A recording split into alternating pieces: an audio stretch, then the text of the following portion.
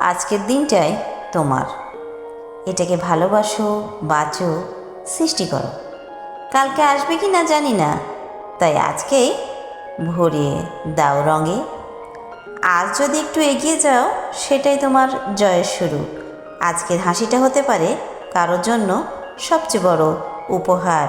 আজকে সুন্দর করে তুললেই আগামীকাল নিশ্চয়ই আলোয় ভরে উঠবে। আজকের দিনটাই তোমার। এটাকে ভালোবাসো, বাঁচো, সৃষ্টি করো।